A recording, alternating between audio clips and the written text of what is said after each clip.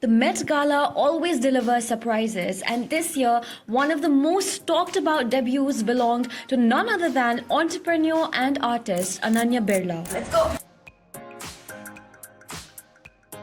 Styled by Rhea Kapoor, Ananya Birla arrived in a dramatic costume couture look by Robert Wun, a sharply tailored black blazer with a sculpted silhouette paired with a voluminous gunmetal organza skirt and sheer mesh gloves.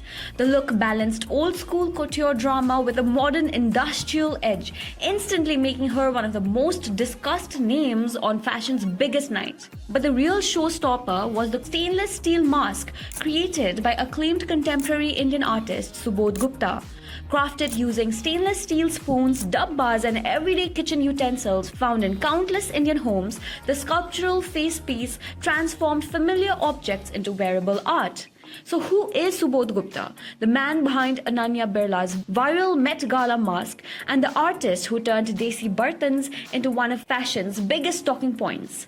For you, the bartan, Subodh, it really remains an essential part of your expression.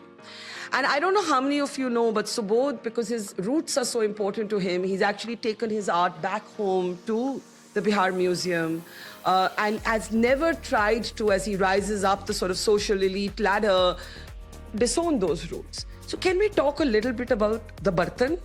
Sure. When you're an artist, you always look for the language. Yeah. A language become very important. I trained as a painter, and still I paint. Painting is the most important for me, and one of the toughest medium too, to paint. But, you know, time passes, you making art. 15 years after passing art school, I did only painting, nothing else. No sculpture. Yeah. So once I got the UNESCO scholarship in Delhi, and UNESCO scholarship was 3 Indian artists and 3 European artists. We worked together in one place in Sanskriti Kendra, in OP Jain place in Delhi. During that time, I thought, okay, I'm going to experiment and do something. So my first sculpture installation, I thought, I just went back. Anything you write or anything you think, for me, is an art. I always go back my home, back to where I'm coming from. Back to your roots. Back to my roots. So I was remembering what is the most important thing I grew up with. And I remember we sitting in the patla and eating a lunch, breakfast and dinner. A whole family sitting on it. Later they have a table and chair, but mostly we grew up with the sitting in the patla. So we collected those. I think I collected 30, 40 of them. And I started doing painting and putting objects and playing with it. Yeah.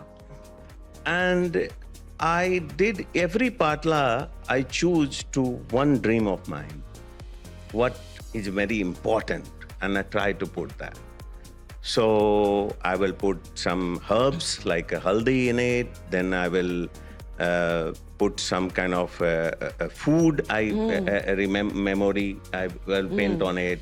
Then I did the bulb was hanging in my home, and I remember from childhood that bulb. So I even put that bulb in it. So that's how I made like 29 patla, and it's called 29 Mornings. I given the title, although that was my first installation.